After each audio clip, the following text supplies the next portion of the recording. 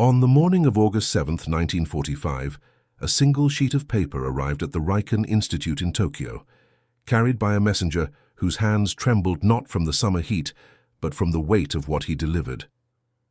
Dr. Yoshio Nishina, Japan's most brilliant physicist and the man who had studied under Niels Bohr in Copenhagen, read the telegram 3 times before setting it down on his cluttered desk. The Americans had dropped something on Hiroshima, something that had erased an entire city in a single flash of light.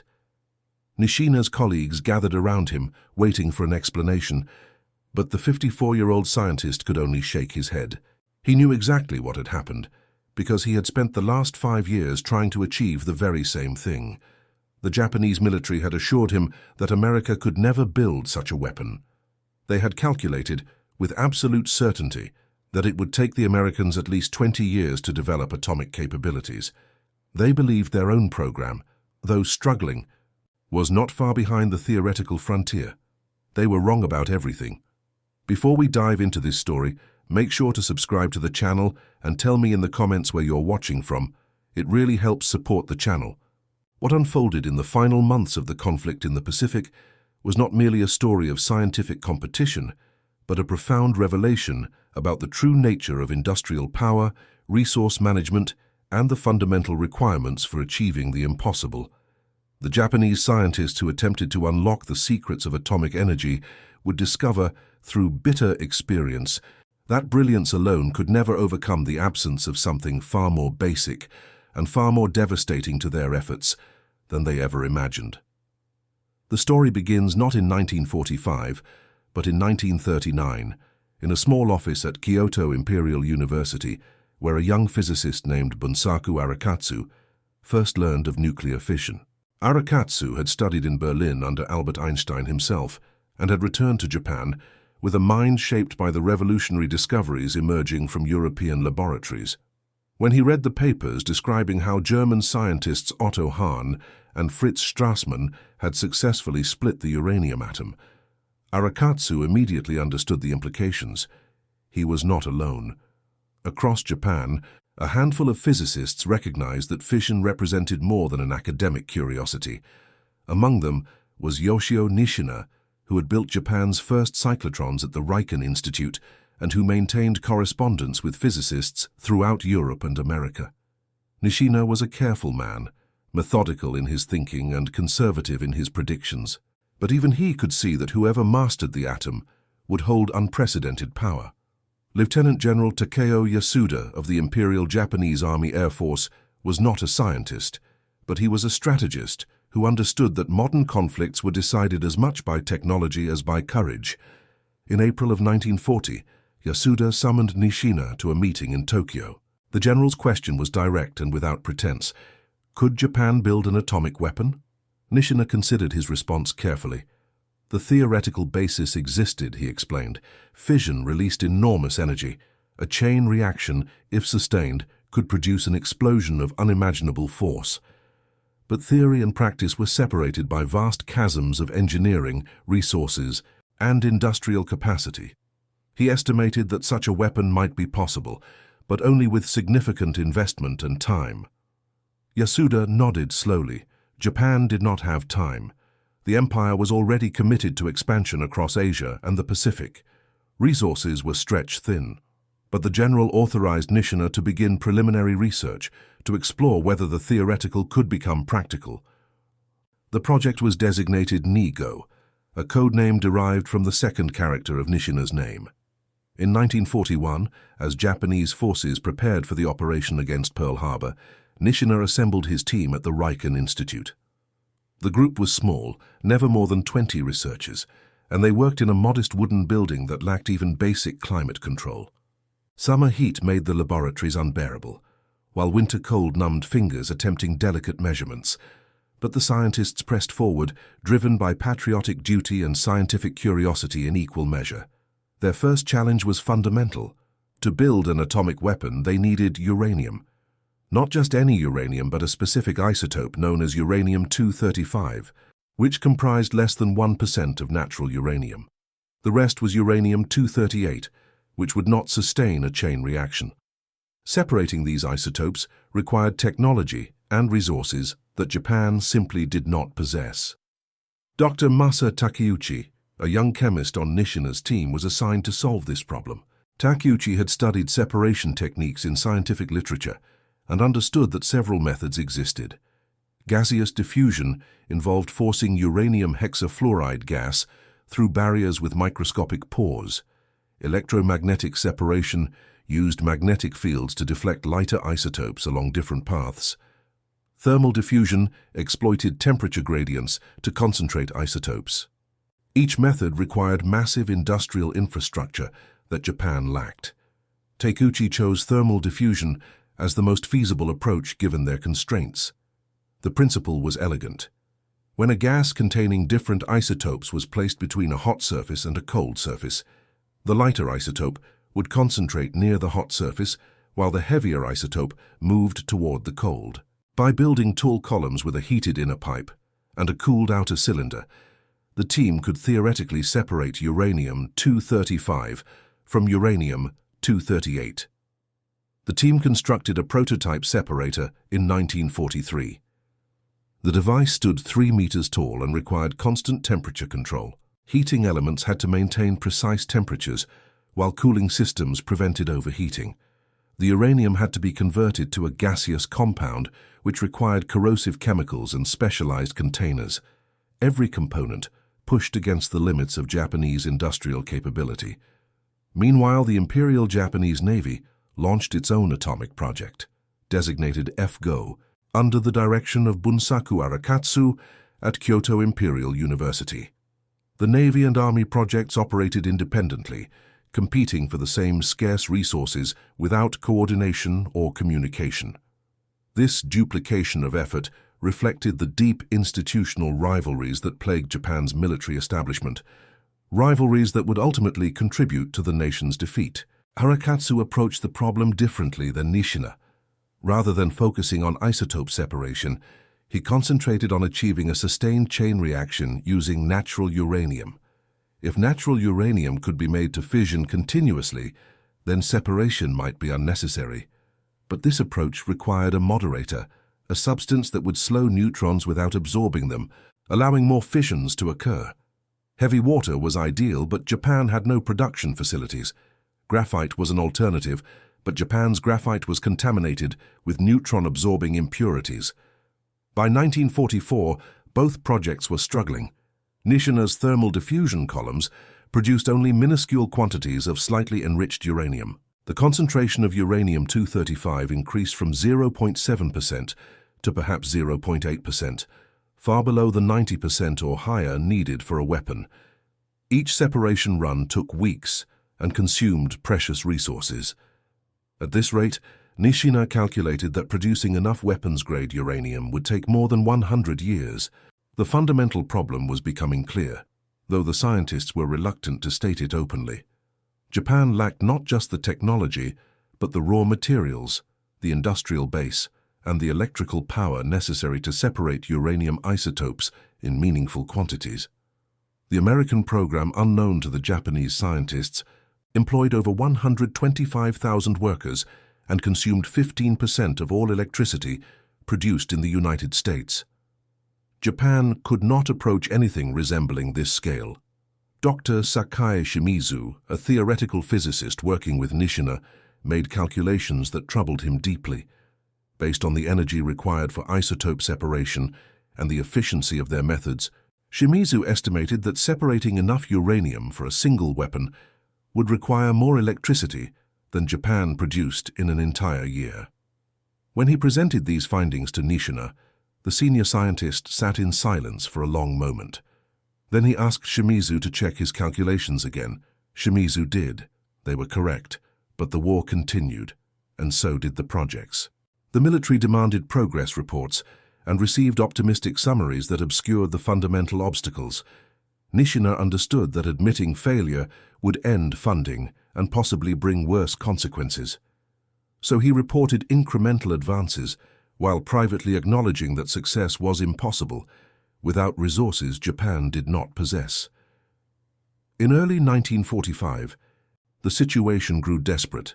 American bombing raids increasingly targeted Japanese cities, and the Riken Institute itself came under threat.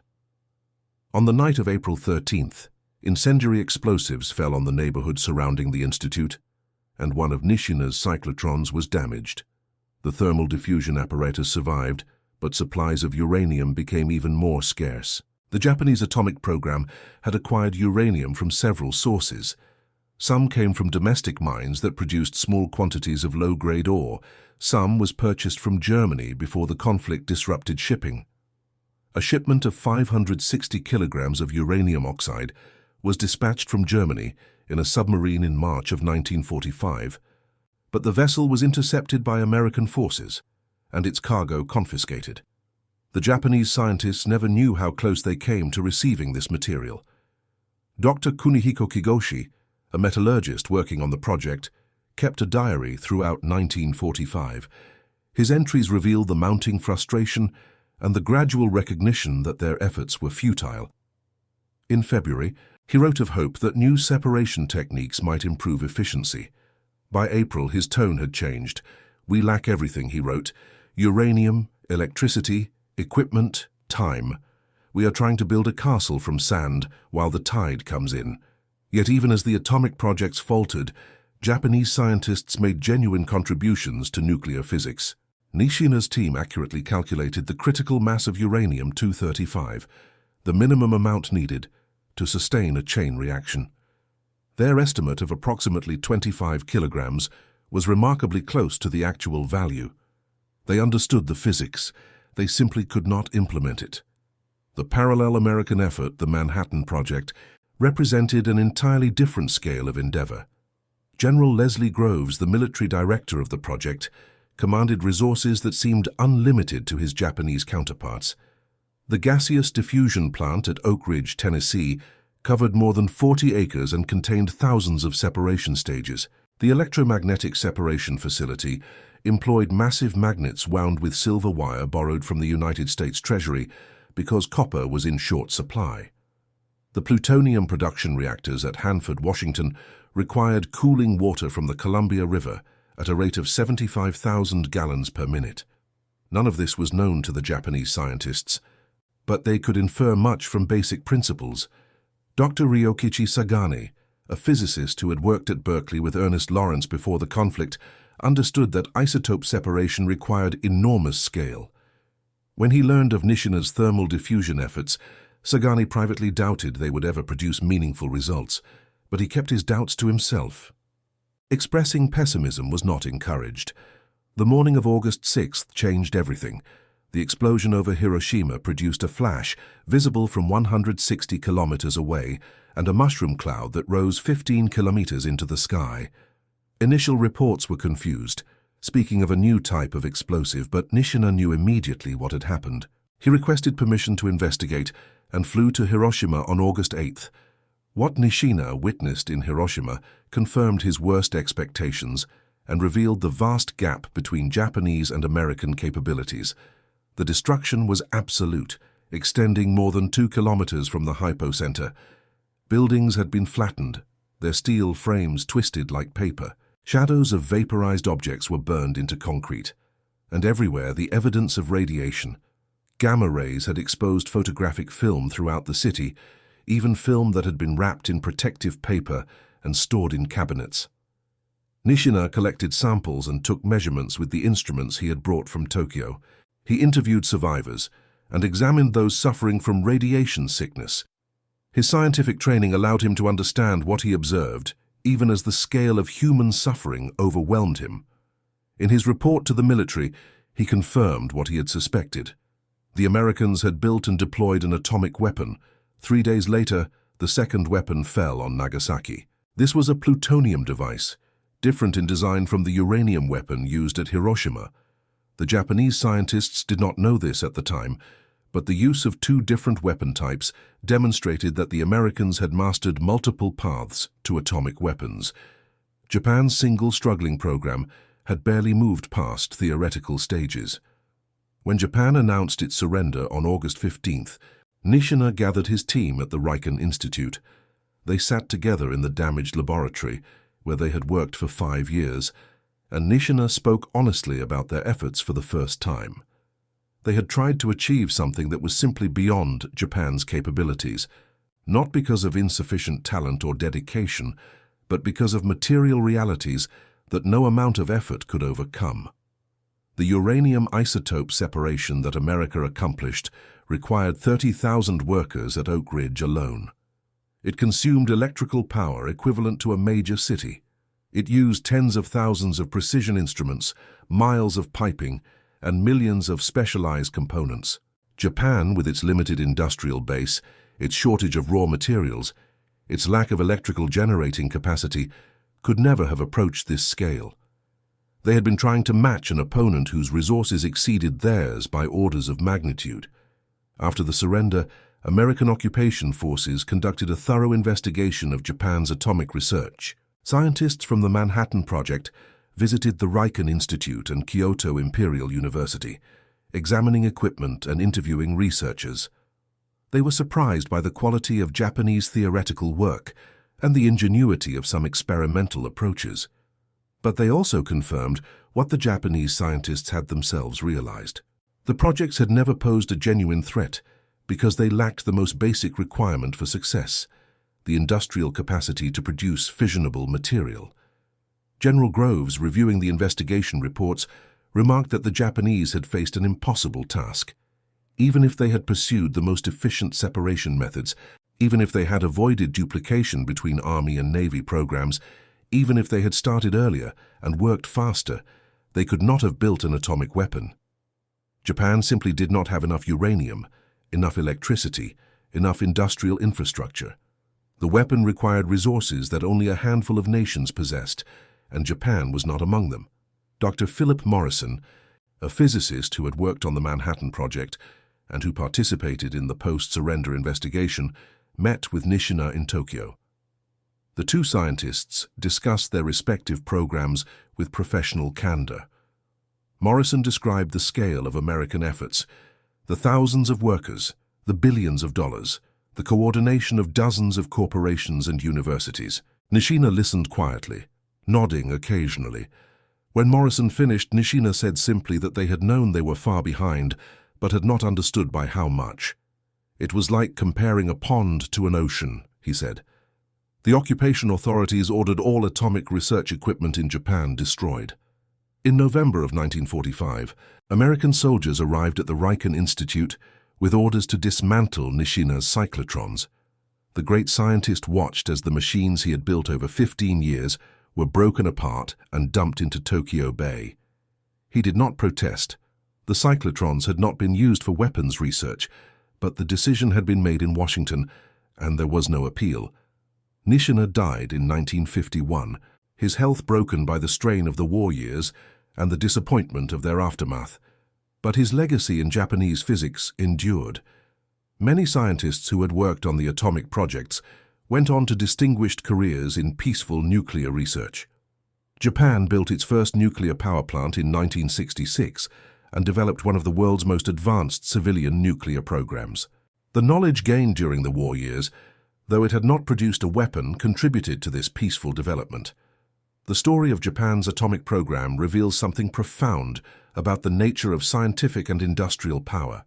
Brilliant scientists working with dedication and ingenuity could not overcome fundamental limitations in resources and infrastructure. The Americans did not succeed because they had better physicists. They succeeded because they had more uranium, more electricity, more industrial capacity, and more money. Science without resources was insufficient. Resources without science were useless. Victory required both in abundance. Dr. Kigoshi, the metallurgist who had kept a diary throughout the war, survived to reflect on their efforts many years later. In an interview in 1978, he said that they had learned the most important lesson too late. They had believed that Japanese spirit and determination could overcome any obstacle. They had discovered that some obstacles were simply too large to overcome through spirit alone. Physics did not care about determination. The atom did not respond to willpower. They needed uranium-235, and they did not have it. Everything else was secondary. The Japanese atomic scientists were not villains or heroes, but professionals caught in circumstances beyond their control. They pursued their work out of patriotic duty, scientific curiosity, and institutional obligation. They made genuine contributions to nuclear physics under extraordinarily difficult conditions, and they learned through bitter experience that the most important factor in their failure was not something they had done wrong, but something they had never possessed.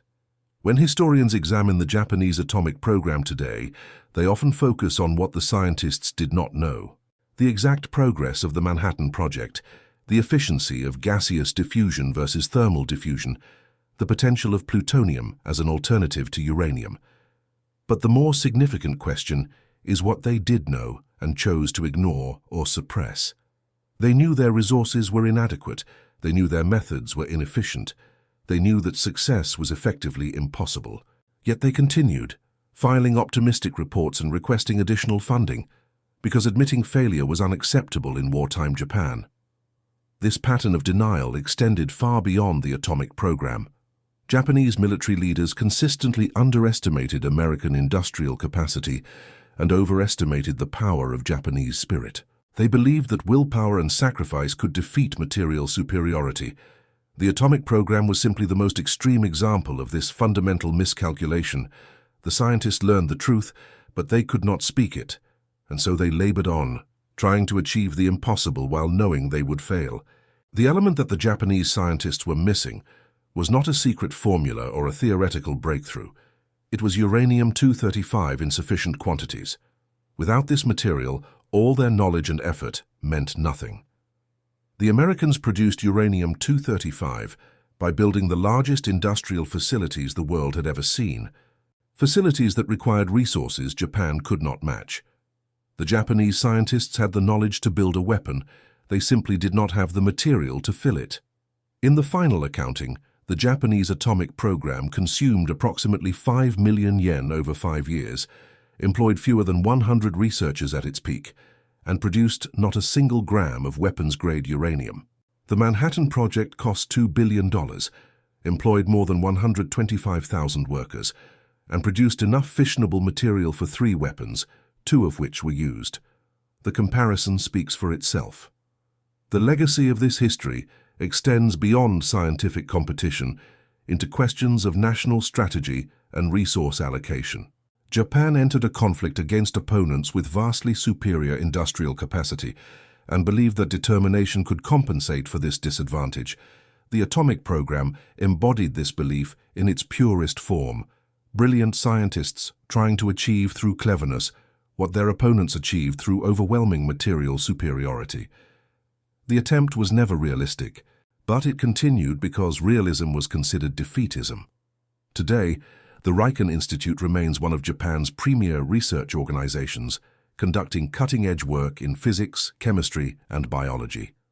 The site where Nishina's thermal diffusion columns once stood is now occupied by modern laboratories pursuing peaceful research. The cyclotrons that were dumped into Tokyo Bay have long since corroded away, but the institution they represented has flourished. Japan's scientific community emerged from the war years chastened but not defeated, and it has contributed enormously to human knowledge in the decades since. The story of the Japanese atomic program is ultimately a story about the limits of willpower and the importance of resources. It is about scientists who understood the physics but could not command the materials. It is about a nation that believed in the supremacy of spirit over matter and discovered too late that matter always wins. And it is about a discovery so profound that it reshaped the world. A discovery that Japan could not make because it lacked the most basic ingredient, enough uranium to turn theory into reality. Dr. Shimizu, the theoretical physicist who calculated that Japan could never produce enough uranium, lived until 1992. In his later years, he wrote a memoir of his wartime experiences that was published only after his passing. In it, he reflected on the day he presented his calculations to Nishina, showing that their task was impossible. Nishina had asked him to check the calculations again, and Shimizu had done so, knowing they were correct. They worked for another year after that, he wrote. They knew it was hopeless, but they worked anyway. Perhaps they were foolish, perhaps they were brave, perhaps there is no difference. The atomic programs of both Japan and America were ultimately expressions of national character and capability. America built the largest and most complex industrial facilities in history, coordinating thousands of scientists and hundreds of thousands of workers in a vast enterprise that reshaped the modern world. Japan pursued the same goal with a tiny fraction of the resources and hoped that ingenuity would compensate for scale. It did not. It could not. Some tasks simply require resources that cannot be replaced by cleverness or determination. In the end, what the Japanese scientists were missing was not knowledge or skill, but the material foundation upon which knowledge and skill must rest. They reached for the power of the atom and found their hands empty. They learned, as humanity was learning, that the atomic age would belong to those with the resources to command it, and that resources, in the final accounting, mattered more than anything else. And that concludes our story. If you made it this far, please share your thoughts in the comments. What part of this historical account surprised you most? Do not forget to subscribe for more untold stories from the Second Global Conflict. And check out the video on screen for another incredible tale from history. Until next time.